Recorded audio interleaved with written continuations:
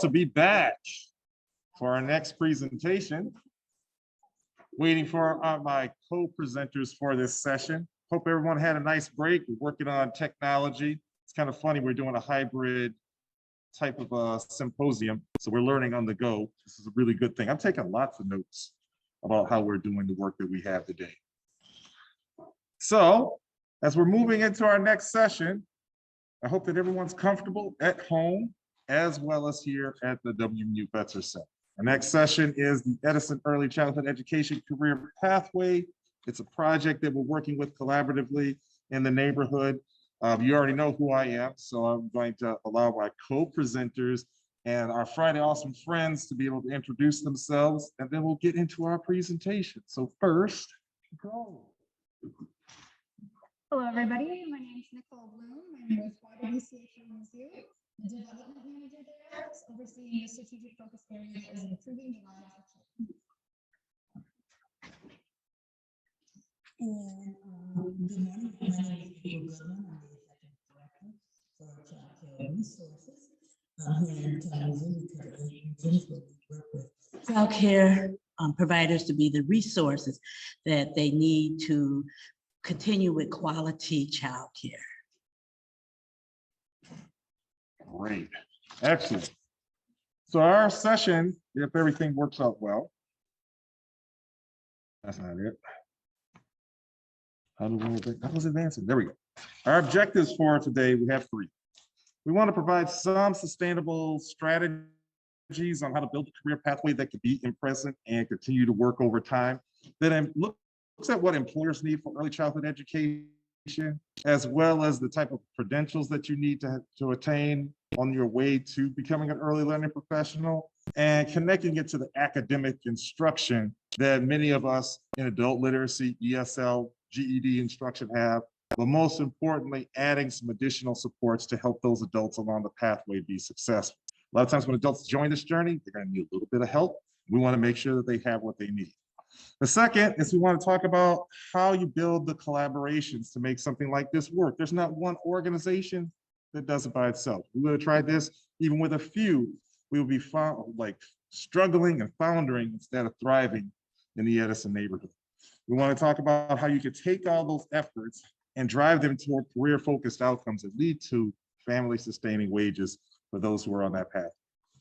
And finally, we want to provide some tips on how we can have neighborhood-based engagement. The work that we do is not in a classroom by itself. It is going out into the neighborhoods, talking to people and finding out what they need to get them on the pathway to becoming an early learning professional that we need. And we want to look at it from a workforce development perspective. How do we increase the workforce that we need for early learning professionals?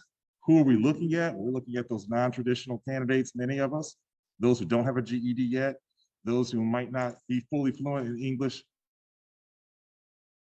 yet, or those who might need some additional tutoring support to be able to pass those very important certifications.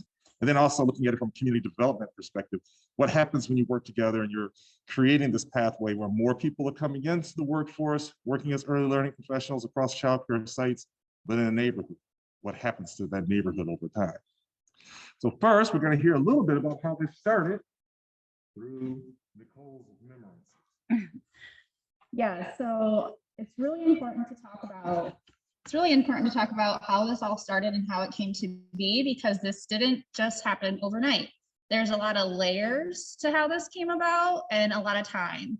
So this started out in 2 ways, but separately. So the Dreamery, hosted at the Creamery site in the Edison neighborhood at the corner of Lake and Fordage Street, started out as a brownfield.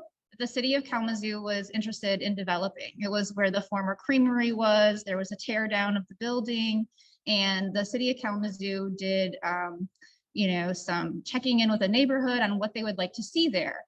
And what was communicated out is that we needed affordable housing. Childcare was one of the other things that was communicated out, among other things.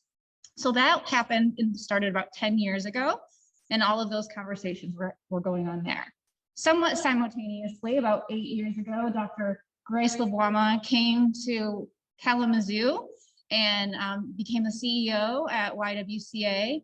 And knew that there was more that we could do around childcare and had this vision of offering 24-hour childcare. And so both of those things were kind of marinating over the last decade or so and merged together. Right, so as at the YWCA, as we began to explore childcare, the concept around childcare, we were noticing in the programming that we currently had that it was really difficult for children and families that were experiencing high levels of ongoing stress as it relates to their environment to function in a structured early learning setting. And so there was a disconnect between, working to try to implement high quality early childhood education and also dealing with the challenging behaviors that were being presented as a result of the stressors that the children, families, and staff frankly were experiencing. And so we dove deeper into what it means to do childcare at the intersection of education and equity. Through those conversations, we were exploring the needs of families, and through conversations that were communicated to us, whether through our wait lists or client connections, was that there needed to be childcare that wasn't just your, typical 6 to 6, Monday through Friday, that there needed to be 24-hour services. They needed drop-in emergency services, second, third shift services, and there needed to be more infant toddler care. So the two partnerships kind of came together between Hollander Development, which is responsible for the creamery, and YWCA, just through a natural relationship that came up. And through that conversation, this idea of maybe we can explore putting affordable housing and affordable childcare in the same space, and what would that look like? And that's when these two projects merged. So as we dove into that, we took our knowledge around what families wanted related to childcare, this developing relationship with Hollander and YWCA, and decided to move forward on the project. Through that project, we developed a programmatic task force that was made up of community members and professionals to explore what this would actually look like. And one of the identified needs that came out of there was, great, 24-hour childcare, that sounds lovely. But one of the things that the early childhood profession faces as a barrier is a workforce. High turnover, just a lack of employees is something that we've been dealing with in this field for many, many years. And then COVID has then exacerbated it. So that led to the development of the partnership that we're talking about today. So one of the things that I love about all of this work is that it was very much needs-based. It wasn't just this fun idea that people decided they wanted to do just because. It was all very much based around what was being communicated at all levels, and then innovation developed from those communicated needs. So why the Edison neighborhood? What we know through the county birth rate data, and once we map that over the top of what the Great Start to Quality website provides us with related to licensed child care centers in the 49001 neighborhood, is that we are only equipped to serve about 25% of the children 0 to 5 in that neighborhood. So where did the rest of them go?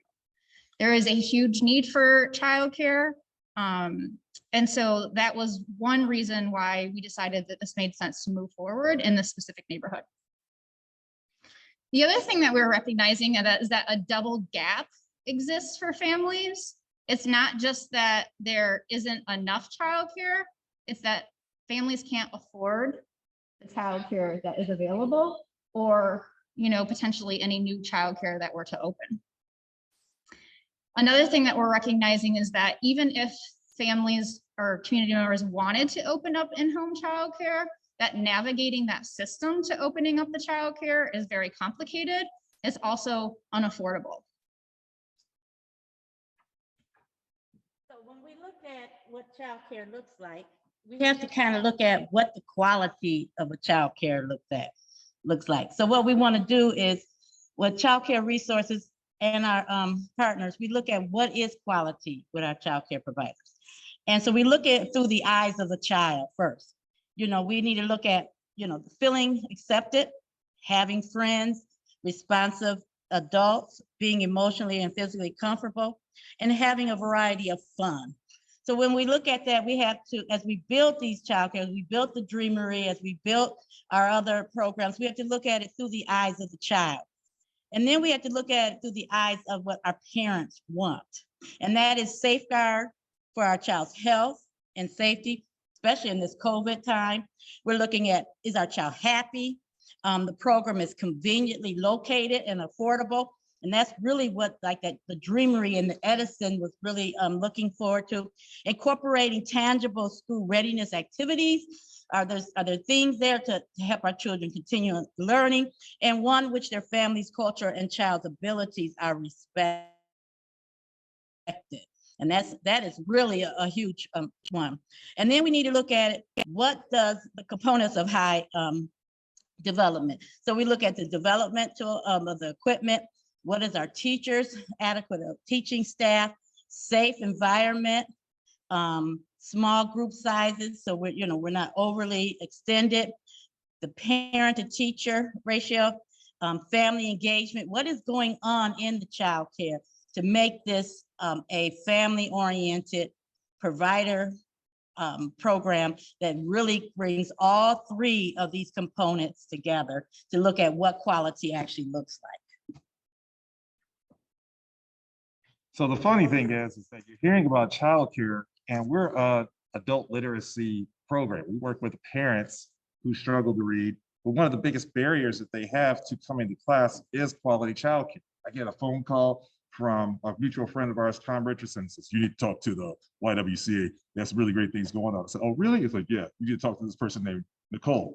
We started talking. She says, yeah, we need a partner who could connect us to the neighborhood to be able to make this Dreamery project. It wasn't called that then, but it was this new building that was coming up in our neighborhood, connected into the community. And I said, but can we make it so that people who are going to get employed there may also include people who might not have a GED yet, or might have some people who are in our ESL classes, or might have some people who this is not their first choice, but this is maybe their next choice to be able to find a career. She said, yeah, that's exactly what we're looking for. She said it better.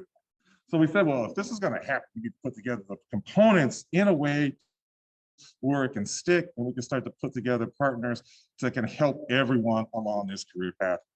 So there's different components, career pathway and program development. It doesn't happen by itself. You have to work together to do it. Participant success, this includes the adult learners that we have, people who are coming through the CDA program, they're from the community, people who come out of the university. They all have to have success to make their way along this pathway, but there are some who need just a little bit more support in order to be able to make it. And then finally, if we're going to do this in the neighborhood, what happens to the neighborhood over time? And this is my neighborhood. I live in the Edison neighborhood. I saw it before they even started putting bricks up. I said, what are they building over there? Didn't know what it was until you told me what it was. I said, oh, there's going to be childcare there. Maybe we can do literacy there. So it's looking really great. And then we got together to start figuring out how we come together to do this well. Career pathway development was the first part. In adult eds, everything we do in adult education is designed to equip an adult toward a living wage. So this fit really well with the idea of working with YWCA, because they wanted to attract employees who wanted to work in childcare and receive a living wage. Career pathway meant bringing those workforce development skills. We work with Michigan Works, Goodwin Industries, Urban Alliance, and others with the adult learning activities to make sure that we're talking about it in the right way, so that when they show up at childcare resources to get their CDA, they have the right language, they have the right literacy, they have the right skills, and they have the capability of pursuing a real job, a real career as an early learning professional.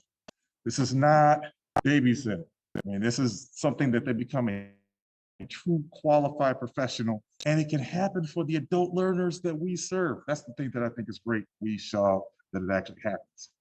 And any type of successful effort when you're working to build a career pathway, you have to have strong partnerships between educators, people who teach, tutors here, ESL, GED, employers. YWCA was the employer that started this, and the employees themselves, the learners. We needed to make those connections. Fortunately, our navigators and our partnerships in the neighborhood were able to make those connections. So the next part goes to, what does a career pathway look like? I don't know about you, but I am not doing my first job. My first job I thought I was going to be was I'm going to be an architect. Then I wanted to be an aeronautical engineer and found out the math was too intense. I got hit in the face with a brick when I tried to take that in college. And my career pathway looked like this. Many others went like this. This is what happened. Now for our adult learners, okay, I'm gonna have a low wage job this way, a low wage job that way, a low wage job this way. None of it's working for me. Can someone help to straighten this out? Our part is to be able to say, if you want to be able to work in this field, you do not have the skills yet, we will put together the support and services necessary to help you along the way. So a career pathway really is putting it together so you don't have to look where you go next. How many times do you have to kind of go into a store? And oftentimes they say, may I help you? You get real good customer service when it comes to that. But trying to figure out how to get a CDA when you're in a GED or working at a meatpacking plant and the third shift, that's hard. Having people come together to be able to say, we can help you along every step of the way and get you closer to being able to work in your dream job is awesome. That's what a career pathway is designed to do. So this career pathway is around early learning professionals working in childcare, and we work together to make sure that we have supports and services necessary to help them along the way. So those strong career pathways, they have the academic parts. That's what we do here mostly. And the basic skills parts, working with our workforce development partners, places like Michigan Works, Goodwin Industries, we do some with our jobs program. The idea is to be able to give them exposure to a new job. You're working in food service, I can work as a fully paid, happy early learning professional with that change. Change is not going to happen without help.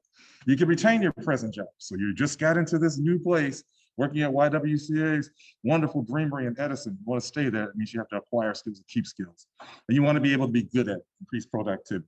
So the work that we do together when they're working with us, working with our navigators, working with our adult ed instructors, ESL instructors, is designed to be able to impart those skills while they are studying. So when they show up to work, they're prepared to be able to perform.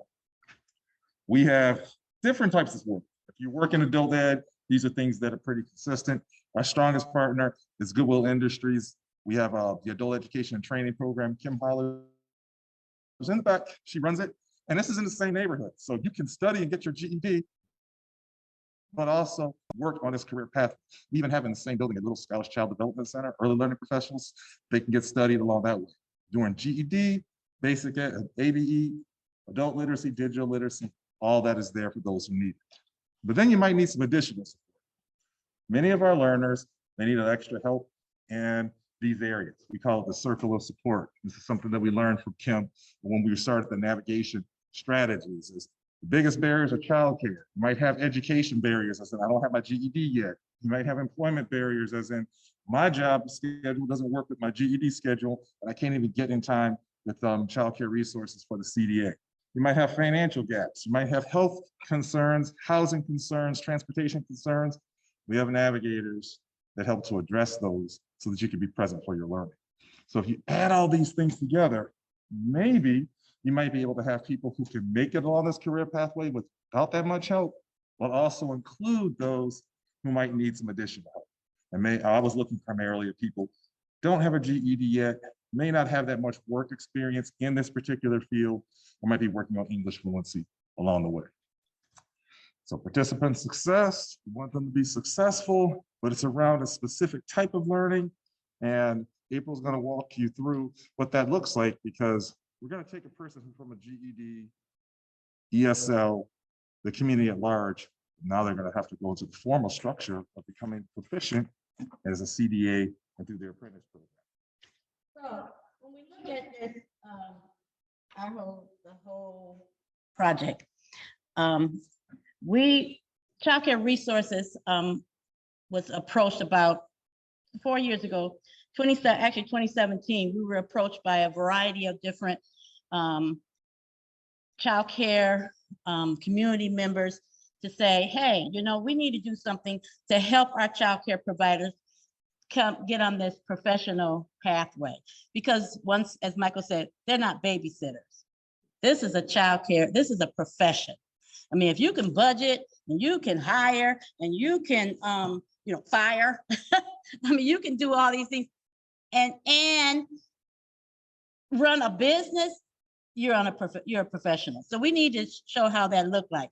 So with several different community partners, YWCA being one of them, we looked at how we can make this become a stackable project. So what we wanted to do is we applied to the Department of Labor to look at what an apprenticeship would look like, and so we were given, we're one in the state.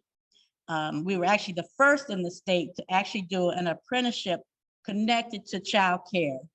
And so, which was exciting, because not only were you going to be able to get your child care development associate, which is the CDA, you also get the apprenticeship, which gives you the extra hours to become, just like when you're an electrician, you become a journeyman, you know, the whole bit. We're looking at what a child care professional looks like. So we were able to develop this pathway. We went into the different neighborhoods. We are 8 regions strong, child care resources. So we spread out across 8 regions, and we were able to look at how we could develop this and develop that living wage for child care providers as they moved up the professional line. So, Michael, so what we developed was that stackable credential. And that stackable credential started off with the child care development associate. You go into your certificate of completion through the Department of Labor, and then your early childhood education associate degree. And hopefully we can even build onto that to become an actual teacher in the area. So what we developed was this whole thing. And so we have 3 different actual levels that you can go, you start off. Your first level is we have is level 1, which you become a school to register apprenticeship, which is in the school systems, like the where they work in the school, the teacher academy, the variety of different things, and they can work in and get their hours that way. You can become go through the YOU. You can come in on your own. Get the next one for me. Have some previous childcare experience. So you work in the childcare and you say, I want to get my CDA. So you can come in through this direction to work with childcare resources, or you could just come off the street. Say, you know what, I have decided that I want to work with children. And so I want to become a childcare learner. And so we have a variety of different ways to come through this. You can bring hours from outside to help with this. You can bring PD experience. This is a 6 to 8 months process. We do a variety of cohorts where we have like 12 to 18 people in a cohort. We have an instructor who goes through, and this is a national program, CDA. So it's the certification. You can go anywhere in the nation with this certification. You work on these various different experiences. This is 600 hours in order to complete this. Once you have completed this, then you test out. Once you test out, you get your certification. What we added to this is what the exciting part about this is the apprenticeship. And the apprenticeship is our 3rd level, where after 90 days of starting your training on your CDA, then we take you into the apprenticeship where you gain more hours and these are work hours and PD hours in childcare. So you're in there, you're learning how, the variety of functions of safety and learning. We do CPR, how to support your family, family engagement. We're looking at ways to how to run a well program. These are all through this national programming, but we just make you get even more hours. So now once you complete this whole program, which is 2,000 hours, you now be able to gain your CDA, which is like, if you want to be a nurse, your CNA. And then you now get your certificate through the Department of Labor, which is also a national certification. So now you have 2 certifications. You're out there in the world and you want to go to work for another child care provider. You're now handing them, look, I have my CDA, but I also have 1,500 hours beyond the CDA. So I even have more learning on top of this. So we connected them together with that. So what we've done with the Dreamery is that we developed this whole entire certification and this whole program. So we start the cohort. You must complete 144 hours of educational training. And then you have 440, and then 480 experience means you're working actually with the children in the creamery and or in the dreamery. You develop a professional portfolio. So you're gaining different things like you're developing a lunch menu. You could be developing a curriculum, various different things, and you put this all into this professional portfolio that's going to go with you, but it also shows how much you've learned. And then you have a professional development specialist come in from the outside and work with you and go along to see if you actually have gained these experiences and make sure that everything is going around. So once again, we're continuing to make this a program. With the class, we meet once a month with the team. Our instructor work with them to get these various different things going on with homework or whatever they need to do. It's a virtual program. At this point, we were in person, but of course, you know, COVID, we are virtually at this point. And then the hours, like I said, the apprenticeship hours that goes along with the CD start 90 days after you began your CDA program. So we know that you are committed to becoming an early childhood professional. Why do the apprenticeship? Well, there's various reasons. So one is that registered apprenticeships are high quality work-based learning and post-secondary earning and models that meet national standards. So we are with our standards have to meet the U.S. Department of Labor standards. So we have those standards. They're combined with classroom study and outside training under the supervision of someone who is already in the profession. And then why would I want to be an apprenticeship? Once again, a chance to be in your field, learn for other best learning childhood, become highly qualified, earn those credits. Because one of the other steps that we've made with this is that we connected you to a community college. And then how do you do this? Once again, the apprenticeship has to require to earn 1,544 hours of professional development, reflective supervision, work experience. So we combine all of this, and in these categories is what you must learn all these extra skills in. So establishing and maintaining safe and healthy learning environment, advanced physical, social support, building productive relationships, managing an effective program, and maintaining. Now, once again, this goes back to making quality, because if you are doing these things, you're building a quality program. So, and then early childhood, we also go back to, if you are a sponsor of someone in our cohorts, these are things that you have to, as a sponsor, you have to agree that you're going to make sure that they are gaining these work experiences. They have to, they can't miss no more of the 25% of their scheduled work hours. You say that you're going to agree to adequate supervision. You're going to agree that whatever we do in this program, you're going to track their monthly, keep their track with monthly documents. You're going to work with our team to make sure we're here to add that support. That is the other part of our program, because CDA is trained by a variety of different groups. The special part of CCR is that we also help with that special support, and with working with the Learning KLC, working YWCA, we've even added more support for those in the cohort. And then once again, the immediate the enrollment coordinator if someone has quit the programming. So then we added one more step to this. When we told you we had that stackable, well, we went to Kellogg's Community College, and we also now with Southwest Michigan College, where we've asked them to allow, if you come to they come to their program to get their associate degree, they will offer them 9 experimental credits for their associate degree. Wow. And we pay for those 9 credits, so make sure that they get started in the programming.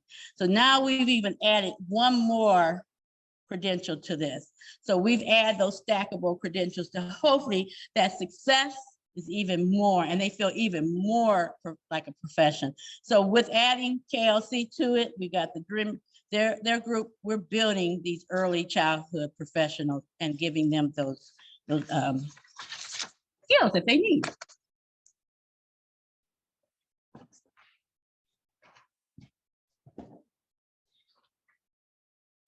So the third component of the Edison ECE Career Pathway is focused around neighborhood capacity.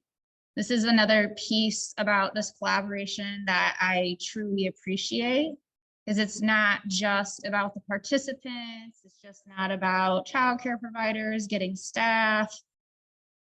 The idea that you could use an early childhood facility as a vehicle for supporting all of the components is a demonstration of high quality early childhood education at its finest, in my opinion.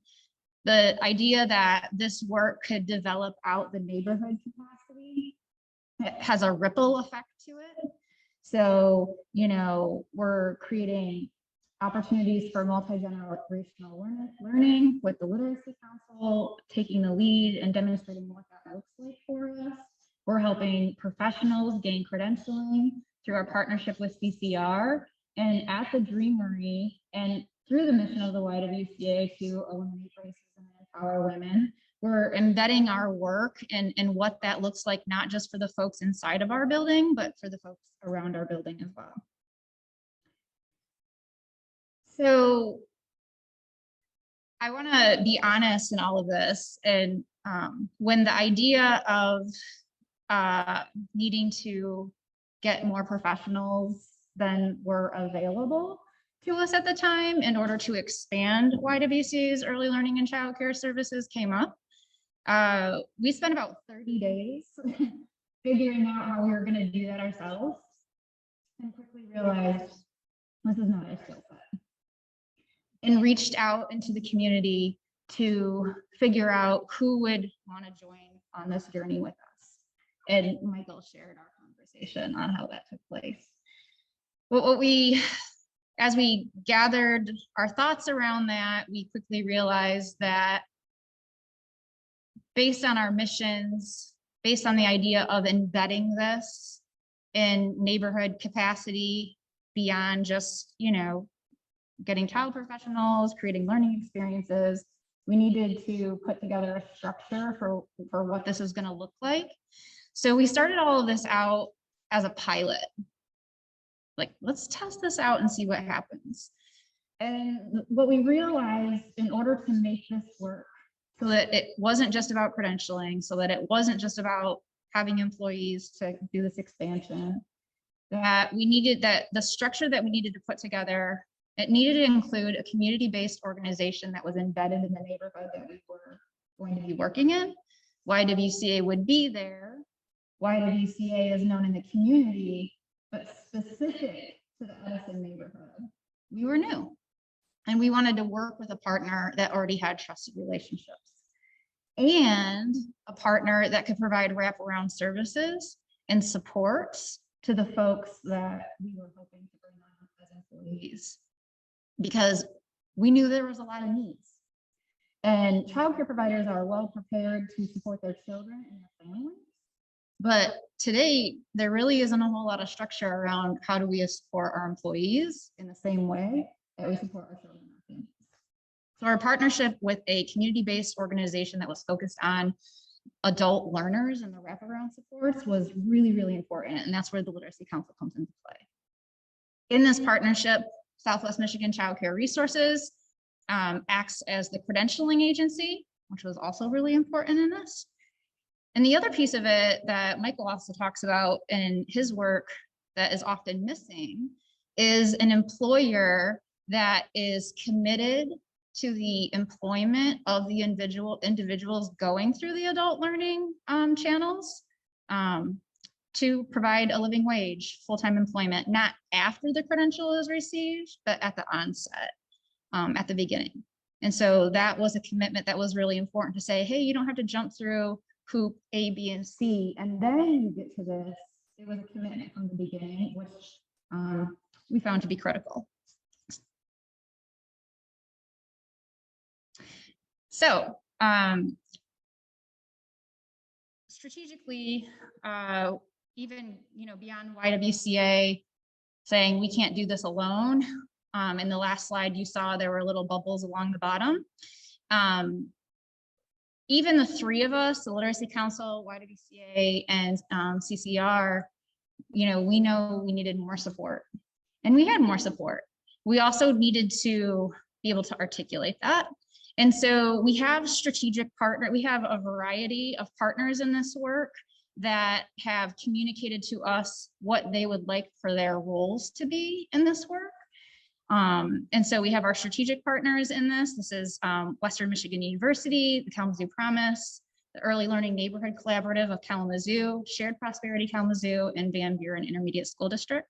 We have our trainers, which are El Concilio, Goodwill, Kalamazoo Literacy Council, YWCA, Youth Opportunities Unlimited, and CCR. We have funders in this work that support us. The Early Childhood Investment Corporation, which has helped us move from the pilot phase into phase 2, Shared Prosperity Kalamazoo, and Stryker Johnson Foundation. We have talent and workforce development partners, which are Kalamazoo Valley Community College and Michigan Works Southwest. And we have our employers. So this started out as a YWCA pilot project to support this expansion of the Dreamery. But as we've moved into phase 2, we've added El Concilio and Goodwill and KLC. And we're also working to expand into home providers that are in the Edison neighborhood as well. And then we have our credentialing agency, which April told you all about the amazingness of what they've put together at Southwest Michigan Child Care Resources. So in our pilot, we thought we had set some pretty lofty goals. We decided that if we were going to onboard 15 people, that was what the YWCA communicated that we needed, that we were going to need to engage with and get interest from at least 45 individuals. We had more than 100 individuals express interest. And I think that the reason why we had more than 100 individuals express interest is because we didn't say this was, come be a child care provider. It was, do you want to work with children and families in your neighborhood? Do you want to be a part of a mission that is focused on the elimination of racism and empowering women? Do you want to be a force for good in your community? And promising the full-time job, the living wage, the benefits, and doing it in partnership with a trusted community partner that they've already worked with, I think is what got us to that number. So these numbers change daily. We just got 2 more interest forms this week. But where we ended at the pilot was that 17 individuals were hired into full-time positions. 16 began the CDA training. 7 were residents of the Edison neighborhood. And the other part of this is really important. It wasn't just about getting individuals into as employees. We wanted to work with individuals who needed these additional wraparound supports to make sure that as we expanded this out, that we were set up to be able to help with whatever barriers came up. So we were really excited that 2 of the individuals that came on board here were receiving GED services. So they were earning their GED at the same time as working with us, at the same time as preparing for their CDA. 2 were English language learners. 7 were eligible for the Kalamazoo Promise. 4 were referred to another CDO. So word got out about this. COVID was also happening. People were in need of staff. And they were reaching out and saying, hey, I know you're doing this thing, like, tell me more about it. Maybe these individuals didn't work out at YWCA, would you mind sharing with us? And one was actually hired by another CBO on the north side of Kalamazoo in an early learning program. So this was all our pilot. We were so excited that we did a pilot that was successful and exceeded our goals, that we knew we needed to continue this. And we were lucky that at the same time that all of that was wrapping up, that the Early Childhood Investment Corporation had an innovation grant that we submitted to. And we were one of 5 individuals chosen in the state out of about 176 applications, and we're awarded $300,000 to move into phase 2 of this project. This is a visual representation of what we're doing in phase 2. We wanted to, many of the components, another really impressive thing that we found is that many of the components of our pilot project have stayed intact. It wasn't like we went through the pilot and said, oh, we need to scrap all of this. Most of it stayed. What's happened is that it's evolved a bit. And so things that have stayed, we're staying true to wanting to create equitable neighborhood-based supports, making sure that we're intentionally aligning with CBOs to improve access to available services, and making sure that whatever it is we're doing is making real impact that can be felt at the neighborhood level by families and children. One of the unique pieces of this that has evolved out, though, is this idea of an Edison Early Childhood Education University. And this is, right now, individuals can take professional development opportunities, here and there, but what we wanted to do is not just continue that so we're checking boxes, like I've got my 24 credits, moving on. We wanted to make it accessible. We wanted to have it be inclusive, so not just early learning professionals that can take the courses to the university, but parents, community members, business owners, anybody who's interested can be learning alongside one another. So that is one of the things that we're really excited about as we move into phase 2 and that we're working on developing, is this idea of a Edison University focused on early childhood that is rooted and embedded in the neighborhood specifically, to see what that idea of co-learning, co-constructing, what that provides us with as we move forward.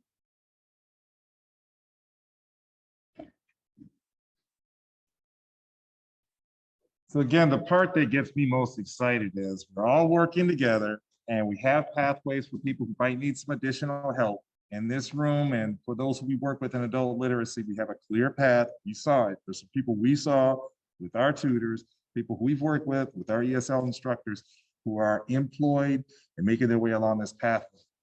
But we needed to be able to make sure that we work together effectively so that we could continue to do this well. Otherwise, it was like, great, we worked together and it was all just like sheer brute force that we got through, but there was no structure. So we've continued to say we're going to work within those 3 same areas. Career pathway, we're about to have in January, we're going to talk to community-based organizations and neighborhood providers and businesses to see what type of employees and what type of needs that they would have. Are you willing to accept a person and pay them who hasn't had a GED yet?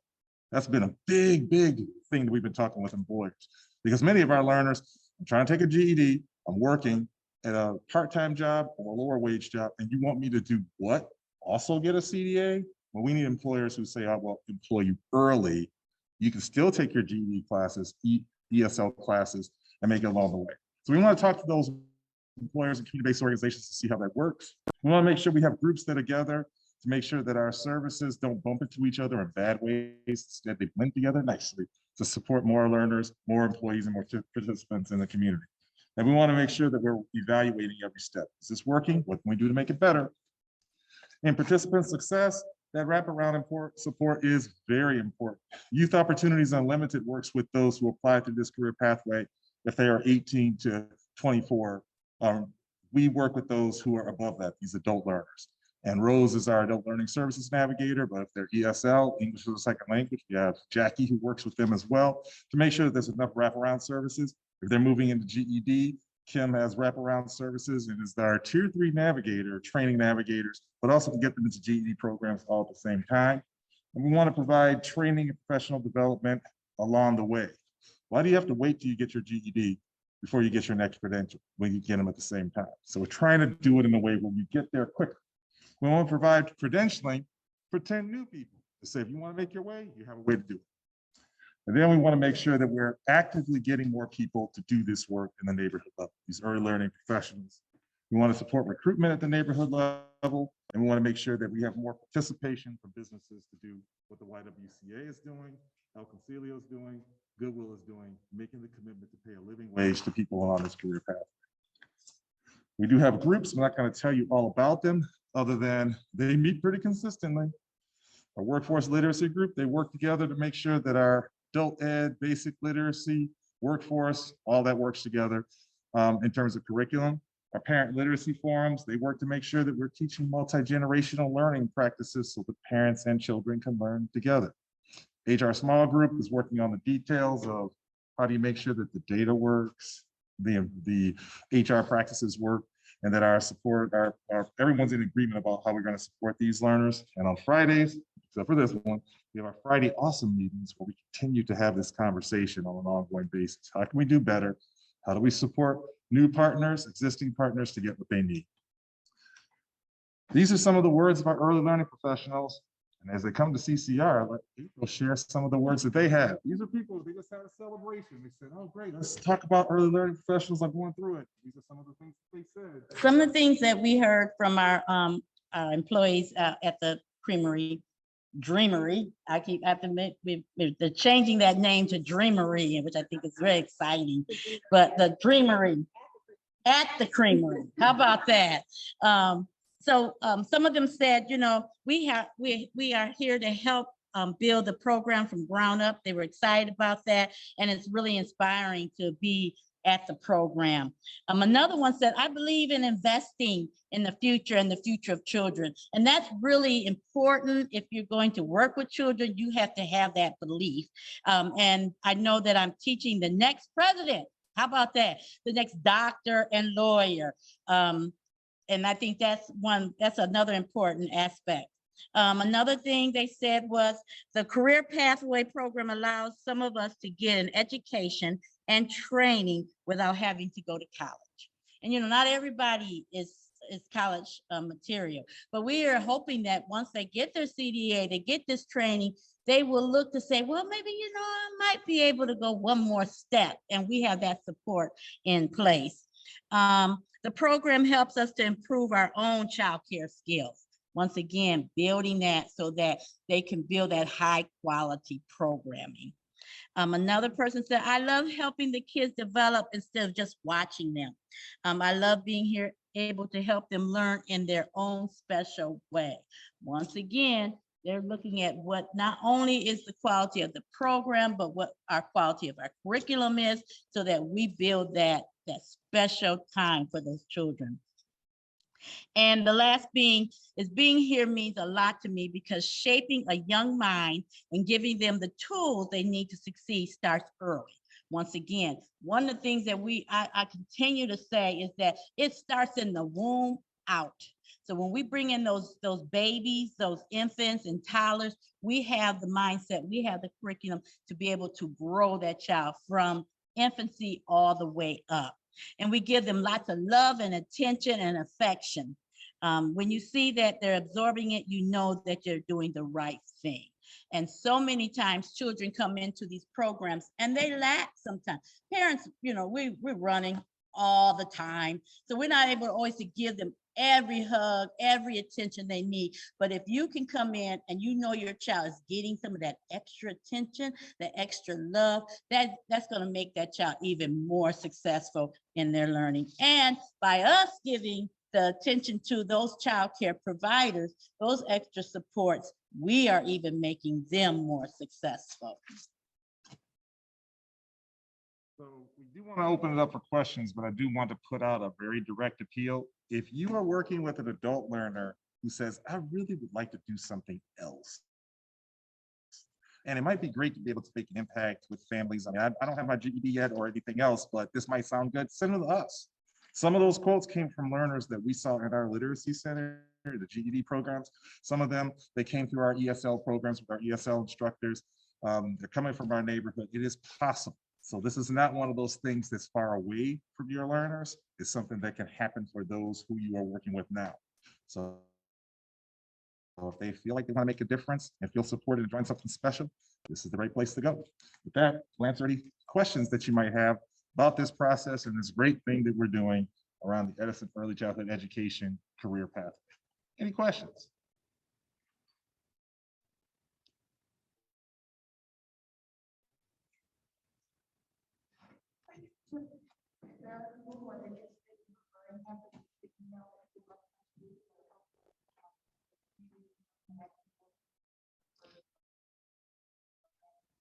those interest forms, that question was the link that's on the screen, would that take you to the right direction? If you click that link, you still get the interest forms. If they're an adult learner or an adult participant, they will come to the Kalamazoo Literacy Council and we'll figure out how to support them.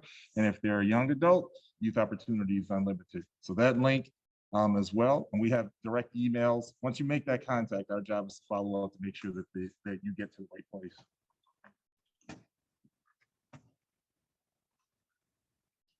Any other questions? We're looking forward to seeing more of your learners. Stay tuned, because part of that Edison project we were talking about, where education is on in Edison for adult learners, little scholars, this is all part of that bigger picture. And we're glad that you are here to be able to experience some of that with us today. Now, we're right in front of the whole lunch thing. We just wanted to make sure that we were able to present what our information was about.